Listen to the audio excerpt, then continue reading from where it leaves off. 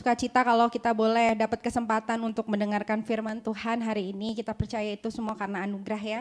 Berarti masih ada kesempatan buat setiap kita untuk diingatkan kembali, bertobat kembali, belajar kembali tentang firman Tuhan. Ada yang ingat khotbah, kalau yang gak datang minggu kemarin, yang khotbah kemarin Bapak Gembala sampaikan itu ada yang ingat tentang apa? Kok semuanya duduk? Oke, saya ingetin lah, kalau minggu kemarin Bapak Gembala itu menyampaikan tentang ketegasan Injil. Jadi saya hari ini akan membaca ayat yang sama dari Galatia 2 ayat 11 sampai 14.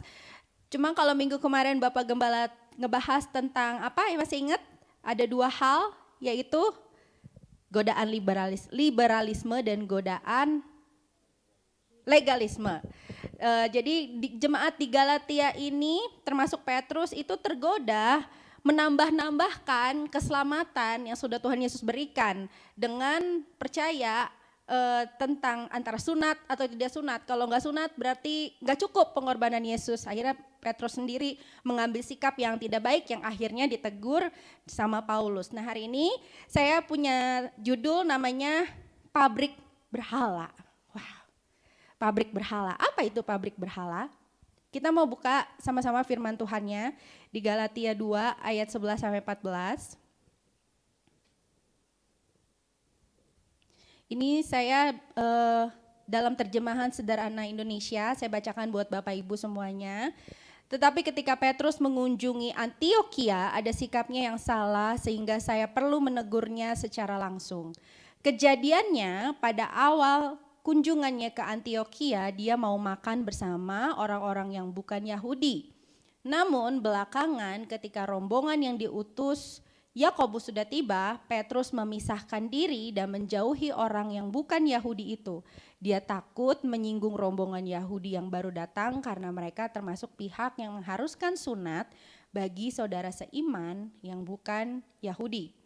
Lalu Galatia 2 ayat 13 dan 14 dikatakan, lalu orang-orang Yahudi yang lain pun ikut bersikap munafik seperti Petrus. Mereka berhenti makan bersama orang bukan Yahudi yang hadir di situ.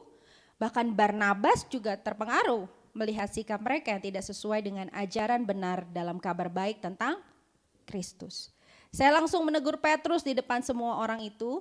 Dikatakan sama Paulus kepada Petrus, katakan, bukankah engkau sebagai orang Yahudi sudah hidup seperti orang bukan Yahudi dengan bergabung bersama mereka kemarin? Tidak pantas sekarang kau berpura-pura mendukung orang Yahudi yang mau memaksakan peraturan orang Yahudi kepada orang dari bangsa lain. Jadi kemarin ketegasan Injil ada ekstrem legalis, ekstrem liberal, dan di tengah-tengahnya ada Injil.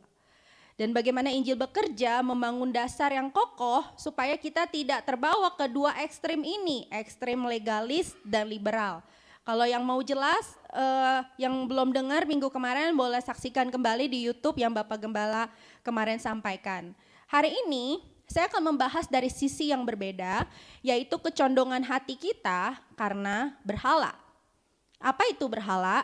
Mari kita akan bahas. Mungkin ada beberapa pandangan berhala adalah menyembah patung, atau berhala adalah cinta uang, berhala adalah sesuatu yang kita kejar melebihi daripada Tuhan. Makanya nomor 1 saya kasih judul Idols in Our Heart gitu. Jadi ternyata di hati kita ini punya banyak sekali berhala. Jadi kalau kita bicara tentang hati, kita bicara tentang sesuatu yang sangat kompleks, sangat jelimet gitu. Kita bicara tentang hal yang susah, kita sendiri tuh yang punya hati itu susah untuk menyelami hati kita. Dan parahnya hati kita ini cenderung jahat. Makanya dikatakan di Markus 7 ayat 21 sampai 23 dikatakan gini, sebab dari hati orang timbul segala pikiran jahat, percabulan, pencurian, pembunuhan, perzinahan, keserakahan, kejahatan, kelicikan, hawa nafsu, iri hati, hujat, kesombongan, kebebalan, semua hal-hal jahat ini timbul dari dalam dan menajiskan orang. Kayaknya gak ada yang baik Bapak Ibu, berarti hati kita itu selalu cenderung melakukan dan menginginkan sesuatu yang jahat. Dan itu timbulnya dari dalam. Bahkan kita susah untuk mengenali gejala hati kita tanpa tuntunan Tuhan.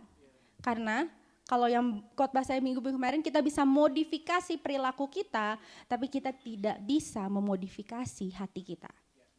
Kita bisa kelihatan baik di hadapan orang, kelihatan ramah, tapi hati kita belum tentu di hadapan Tuhan. Kita susah untuk mengenali gejala hati kita kalau kita tidak benar-benar bersandar sama Tuhan. Karena hanya Tuhan yang paling tahu isi dari kedalaman hati kita sampai bobrok-bobroknya hati kita. Nah, hati kita ini selalu mencari gods dewa, idols, berhala untuk dipuaskan. Bahayanya adalah dosa membawa kita melupakan siapa yang harusnya kita sembah dan yang harusnya menjadi sumber kepuasan hati kita. Makanya timbul berhala-berhala yang ada di dalam hati yang diakibatkan oleh karena dosa. Saudara, mungkin di sini ada beberapa yang ikut kelas Ginosko sudah belajar tentang berhala ini, mengidentifikasi berhala. Kita punya beberapa kayak list gitu dan kita tahu dari situ apa ya kira-kira berhala dalam hati kita. Kalau yang mau tahu nanti kita ada Ginosko lagi, mungkin Bapak Ibu bisa ikut. Jadi ternyata berhala itu bukan hanya nyembah patung, bukan hanya kelihatan gila kerja atau cinta uang, tapi berhala sesungguhnya itu punya akar. Seperti teori gunung es yang keluar di atasnya apa, tapi yang di dalamnya ternyata lebih kompleks lagi dalam hati kita.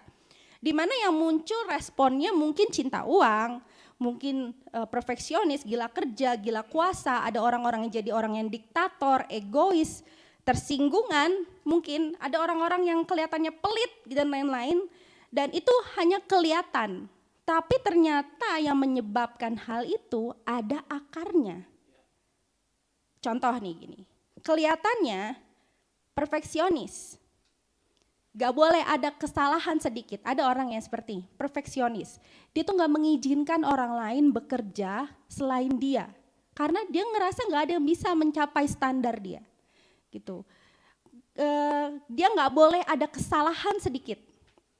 Tapi ternyata orang perfeksionis ini setelah digali, orang ini adalah orang yang punya berhala pengakuan. Di mana di dalam tindakannya dia sebenarnya pengen diakui kehebatannya.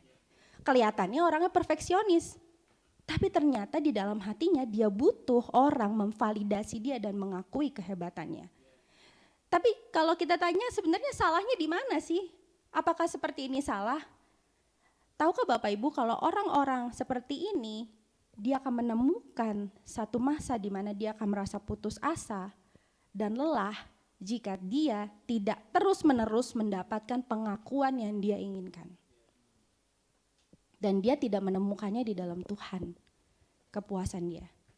Dan puji Tuhannya, lewat buku-buku dari bapak-bapak gereja dan para teolog, berhala-berhala ini bisa diidentifikasi dalam hati kita.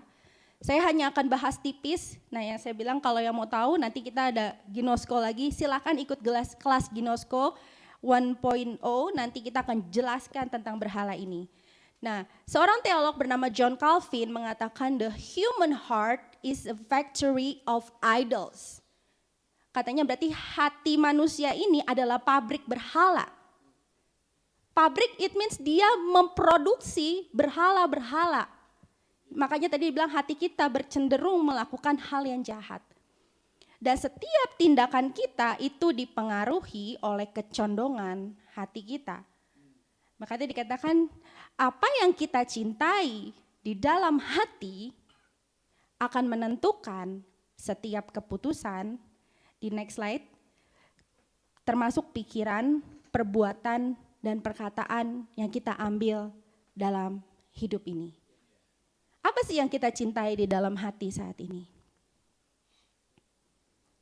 Mungkin Bapak Ibu bisa jawab dalam hati, saya gak bisa ngelihat, tapi mari jujurlah di hadapan Tuhan, apa yang membuat Bapak Ibu ngerasa paling dihargai, ngerasa paling dihormati, ngerasa aman di dalam hati. Nah itu yang menentukan setiap keputusan, termasuk pikiran, perbuatan yang keluar dalam tindakan kita dan perkataan yang kita ambil dalam keputusan-keputusan hidup kita. Bapak Ibu, berhala, di next slide dikatakan berhala adalah sesuatu yang menarik hati kita dan kita lebih menganggap itu lebih indah daripada Tuhan. Itulah berhala. Tidak selalu ada bentuknya, tapi itu ada jelas di dalam hati kita. Saya akan bahas tipis, ini ada beberapa yang tidak saya jelaskan semuanya, tapi ini adalah salah satu beberapa yang dijelaskan dan saya pelajari dalam materi, yaitu kita ada berhala-berhala ini. Satu, berhala kontrol. Apa sih orang berhala kontrol ini? Orang berhala kontrol ini selalu ingin menguasai situasi atau menguasai orang di sekitarnya.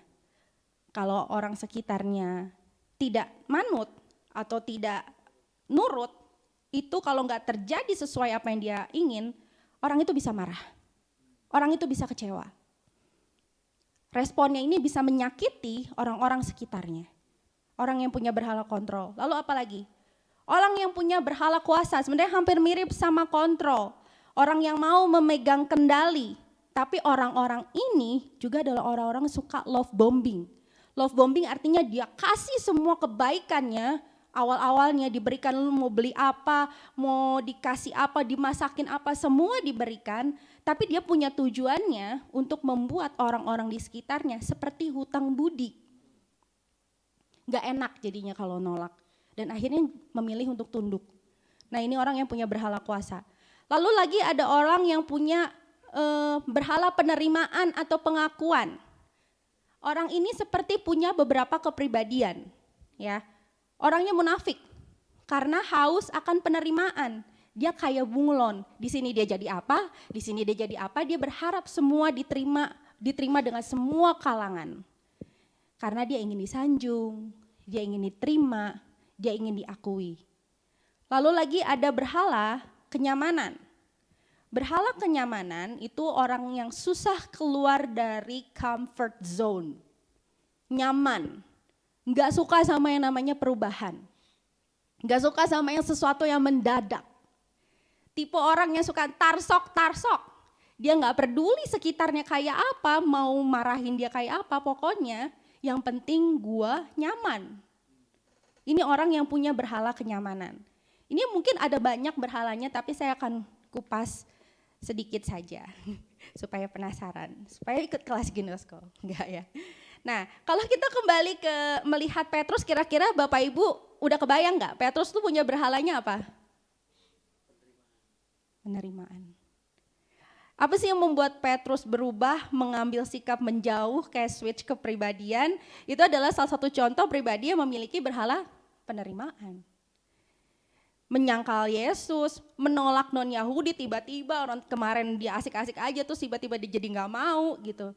Penyebab utama perubahan sikap Petrus bukanlah kehadiran orang-orang Yahudi, tapi berhala penerimaan yang ia dambakan. Sampai sini mungkin saya kesaksian dikit dulu, saya tuh dari kecil tuh saya cupu banget Bapak Ibu.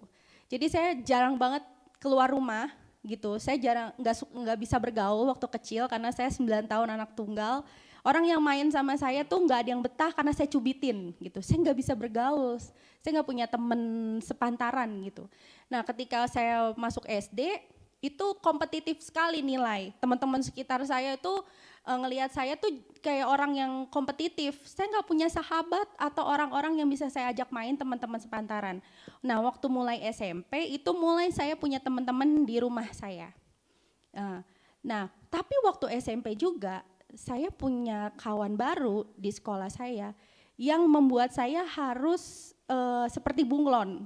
Karena saya pengen diterima dengan geng yang ini, lalu dengan geng yang ini, lalu dengan geng yang ini. Sampai akhirnya saya jadi seperti anak yang nakal, yang gak punya pendirian karena saya berharap diterima dengan semua kalangan. Ketika saya baca ini dan saya membayangkan Petrus, mungkin situasinya adalah sama seperti saat itu.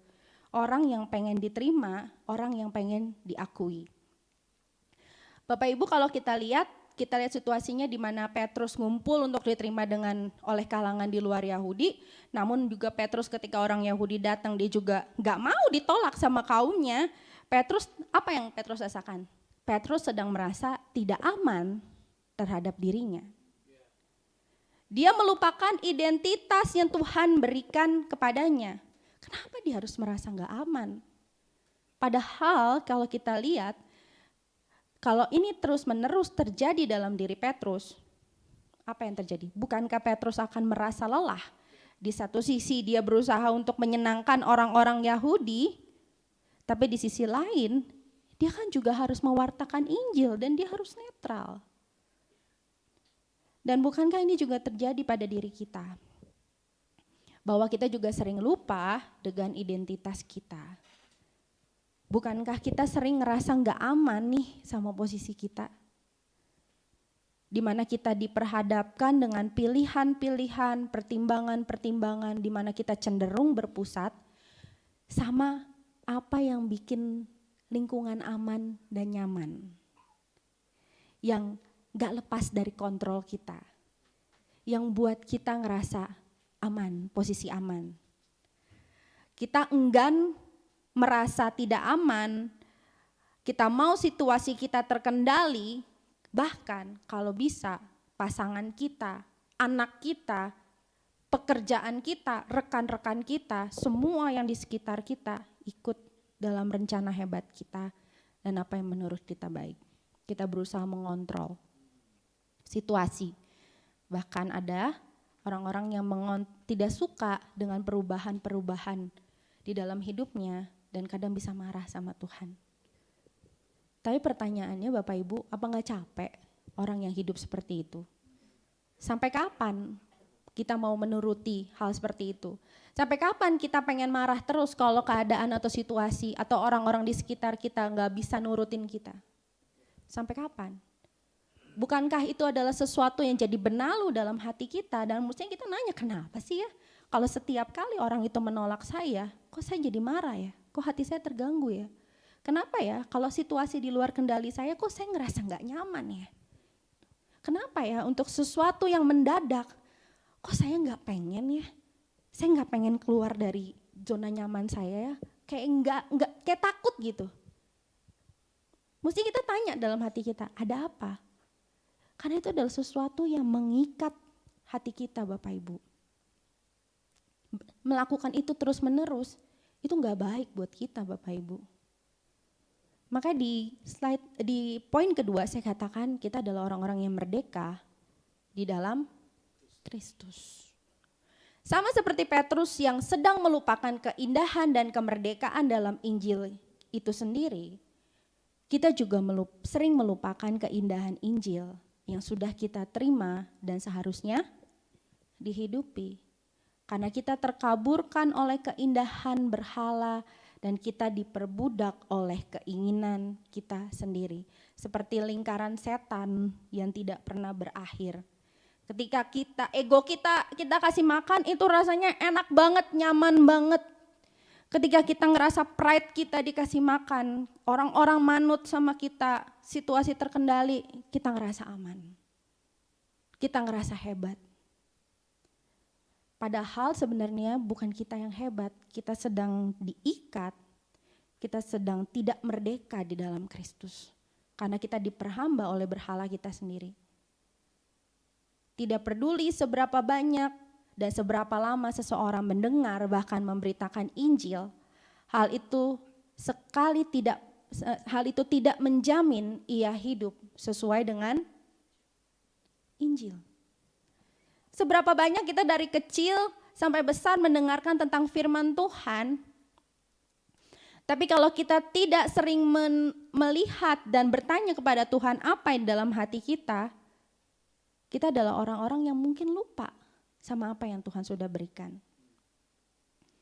Titik di mana kita merasa Kristus dan karyanya tidak cukup, maka di titik itulah kita akan menggantikan Kristus dengan berhala dalam hati kita. Sekarang pertanyaannya gini, kapan sih kita bisa tahu bahwa Kristus tidak cukup bagi kita?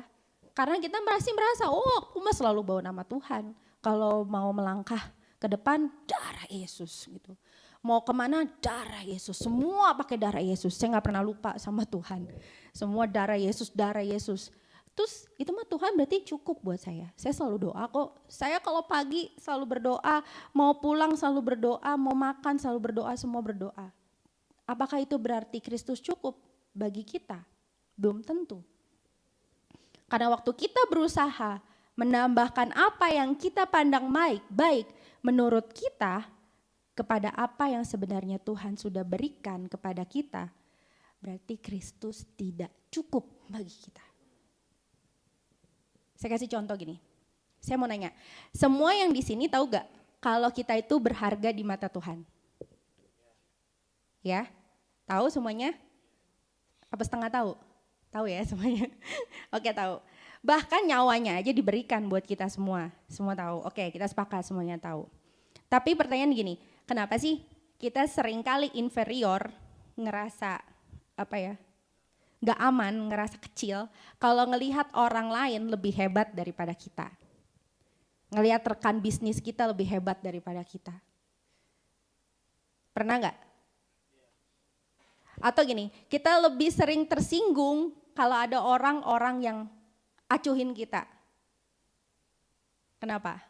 Kita sering tersinggung kalau ada sesuatu hal yang gak enak dikatakan orang ke kita, ngomongnya kayak gitu amat, hati kita tersinggung. Pernah? Tapi udah tahu loh tadi, kita berharga. Kenapa kita sering kayak gitu? Karena kita berusaha terlihat berharga dalam versinya kita, dalam apa yang menurut kita pandang baik. Kita mau dipandang kita berharga kalau dihormati.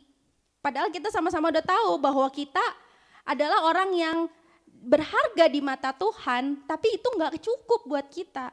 Kita pengen orang memperlakukan seperti apa yang kita pengen. Nah itu namanya menambahkan sesuatu pada apa yang Tuhan sudah berikan. Nah inilah berhala bekerja dalam hati kita.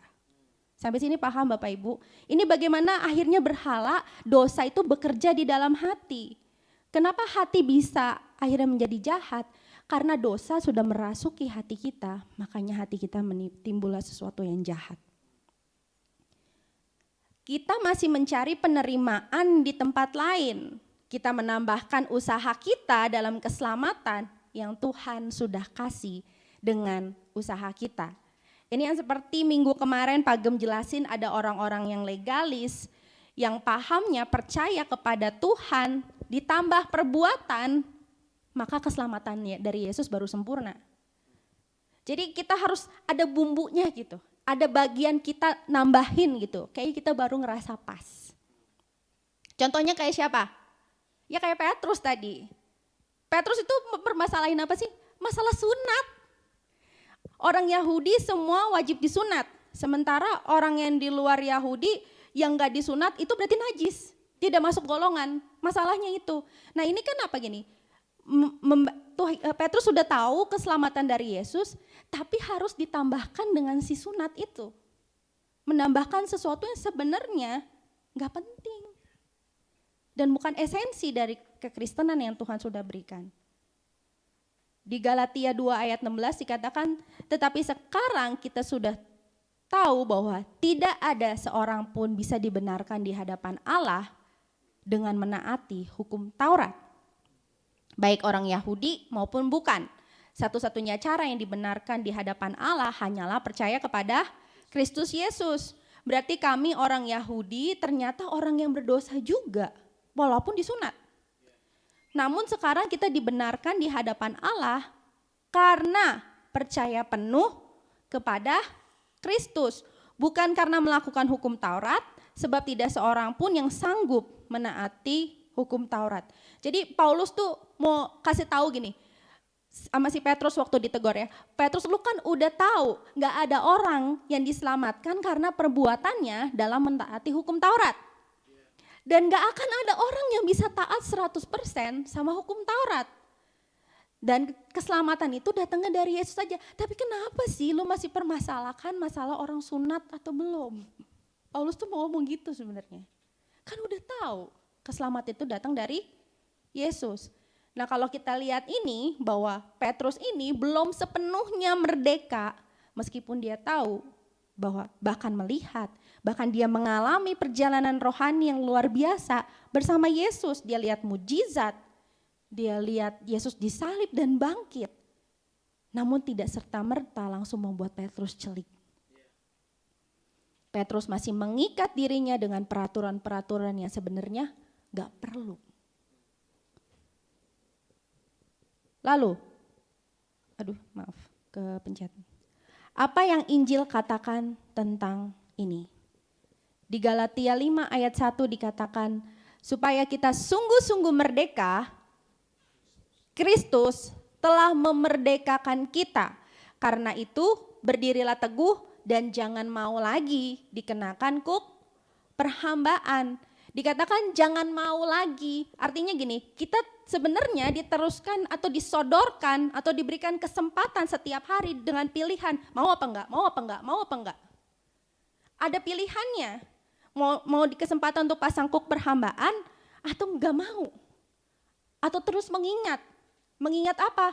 Bahwa Kristus telah memerdekakan kita. Gitu. Karena sebenarnya Bapak Ibu dosa itu memperhambakan kita. Kayak rokok lah. Semua orang di dunia ini tahu kalau rokok itu jahat. Tapi kenapa masih ada orang yang ngerokok? Ada orang ngerokok baru ngerasa lega. Itu diperhamba atau bukan? Diperhamba. Padahal setiap hari dia punya pilihan untuk gak ngerokok. Karena ngerokok itu gak baik. Sama seperti bahwa Yesus itu udah memerdekakan kita, tapi pilihan kita yang membuat kita balik lagi diperhamba oleh keinginan hati kita. Berhala itu mengikat kita sehingga kita terus-menerus mencari sesuatu yang terus memuaskannya. Dan kita gak akan pernah puas dan kita terjerat dalam lingkaran yang melelahkan. Bahkan Yesus sendiri yang mengorbankan dirinya untuk memerdekakan kita dari perbudakan berhala, malah seringkali kita gunakan. Malah kita yang mengorbankan Yesus untuk memuaskan berhala dalam hati kita. Sampai sini mungkin ada yang tertekan denger ini. Aduh gimana ya, saya hatinya banyak berhala gitu. Saya tertekan, saya mau pulang gitu. Jangan ya Bapak Ibu, ini ada berita kelegaan. Ini namanya Injil. Gimana sih kita bisa lepas dari berhala-berhala dan benar-benar merdeka. Di poin ketiga saya katakan pergantian yang baru. Ini saya ambil materi dari City to City. Jadi ternyata kuasa penggantian dari kasih yang baru. Ini dikatakan oleh Thomas Chalmers. Jadi melekatnya hati kepada suatu objek itu tidak bisa dikalahkan hanya dengan tindakan sederhana. Karena hati itu udah melekat. Hal ini bisa dilakukan dengan melekatkan hati kepada sesuatu yang lebih kuat dan berkuasa. Begitulah kecenderungan hati manusia. Harus melekat pada sesuatu. Dan jika hati dipaksa untuk mengganti apa yang melekat kepadanya tanpa pengganti, maka hasilnya adalah sebuah kekosongan yang menyakitkan. Seperti rasa lapar yang tidak pernah terpuaskan. Jadi waktu kita diberhalakan, waktu kita terikat oleh berhala, kita harus menggantinya oleh sesuatu yang lebih powerful. Untuk melepaskan berhala di hati kita perlu lensa baru dan pergantian yang baru karena hati terus mencari sesuatu yang dia dambakan. Namun untuk menggantinya, kita harus menggantinya dengan keterikatan yang baru. Melalui Injil, kita melihat kasih yang lebih besar daripada yang ditawarkan oleh Allah-Allah palsu. Ini Injil, di next slide dikatakan apa tadi? Melalui Injil kita melihat kasih yang lebih besar daripada yang ditawarkan oleh Allah-Allah palsu. Ini lensa baru yang dipakaikan kepada setiap kita. Tadi lensa lama masih pandangan kita. Injil memberikan kita, kabar baik memberikan kita, Kristus memberikan kita lensa yang baru untuk kita melihat. Sehingga kita punya hati dan lensa baru untuk melihat dunia. Yesus harus jadi lebih indah dalam kehidupan kita. Yesus harus menjadi tahta tertinggi dalam hidup kita. Baru kita bisa melepaskan berhala idols kita dan digantikan dengan keindahan Kristus. Makanya Timothy Keller dikatakan gini, Yesus harus menjadi lebih indah bagi imajinasi Anda, lebih menarik bagi hati Anda daripada berhala Anda. Itulah yang akan menggantikan apa? Allah-Allah palsumu. Jadi kalau dikatakan digantikan dengan keterikatan yang lebih powerful, berarti siapa? Yesus. Gak ada lagi Bapak Ibu. Sehingga kita punya hati dan lensa yang baru untuk melihat dunia, melihat keindahan sesungguhnya yang kita sudah dapatkan dan kita sebenarnya harus syukuri. Supaya hati kita merasa cukup. Makanya kata Tuhan, cukuplah kasihku padamu. Artinya setiap hari itu sebenarnya kasih Tuhan tuh cukup. Kitanya aja yang terus mencari. Karena hati mendambakan sesuatu dan kita tidak mencarinya di dalam Kristus. Kita harus menemukan kepuasan hanya di dalam Yesus saja. Maka perlahan dalam pembaharuan hidup yang sudah Yesus kasih dan akan terus berlanjut sampai nanti kedatangan Tuhan Yesus, berhala di hati kita tuh mulai terkikis, digantikan dengan keindahan Kristus.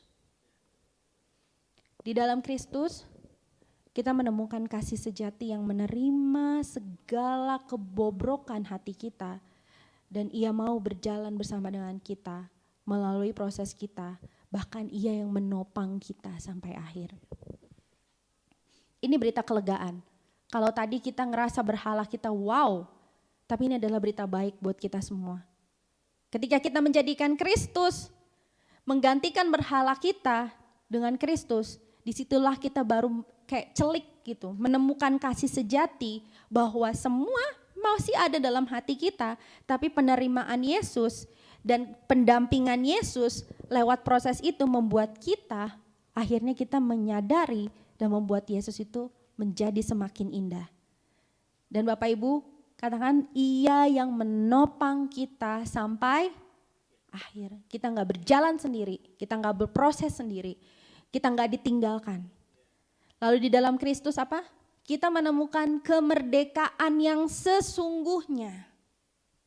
Bukan rasa puas karena dihormati, bukan rasa puas karena semuanya excellent seperti yang kita mau, tapi kita menemukan kemerdekaan dan kepuasan kita hanya di dalam Kristus.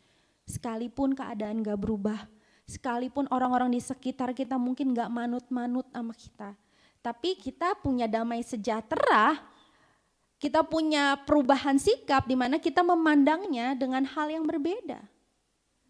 Di mana kasih yang Yesus berikan yang tidak menuntut kita untuk cepat berubah, tapi menuntun kita juga belajar untuk berharap sekitar kita memproses sekitar kita dengan tidak dengan tuntutan, tapi dengan tuntunan dan dengan kasih. Kita seperti Tuhan yang menuntun kita senantiasa untuk bertumbuh hari demi hari. Sekarang kita bisa ngelihat gini, Bapak Ibu, kita ngelihat bagaimana Tuhan berproses dan sangat sabar sama Petrus. Dalam jatuh bangunnya, dalam Petrus, penyangkalan Petrus, betapa banyak jatuh dan bangunnya Petrus. Dalam kelemahannya, Tuhan gak tendang Petrus loh. Tuhan gak singkirin dia. Udah lo gak usah jadi murid gue lagi. Enggak loh.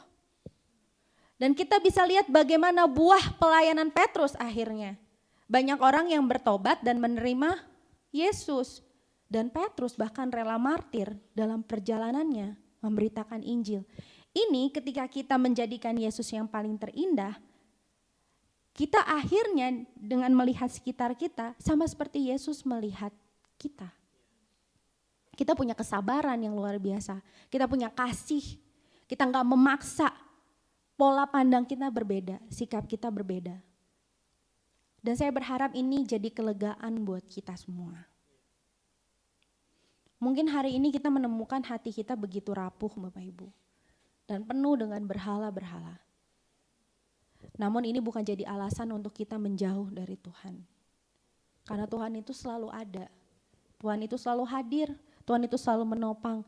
Tuhan itu selalu siap membantu kita kapanpun ketika kita menyadari hati kita itu penuh dengan dosa. Slide terakhir dikatakan bahwa di titik kita sadar dan mau bertobat, disitulah kasih karunia Tuhan kita rasakan. Dan itu membuat kita tenang dan siap untuk menjalani hari kita bersama Tuhan. Kita tidak memaksakan kita harus, wah pokoknya berhalanya langsung hilang. Enggak, kita berproses bersama Tuhan. Mungkin kita masih jatuh, kadang kita bangkit lagi, kita masih jatuh, bangkit lagi. Tapi titik sadar kita, titik kesadaran kita, awareness kita tuh makin cepet gitu. Wah gue gak boleh nih kayak gini, Tuhan ampuni.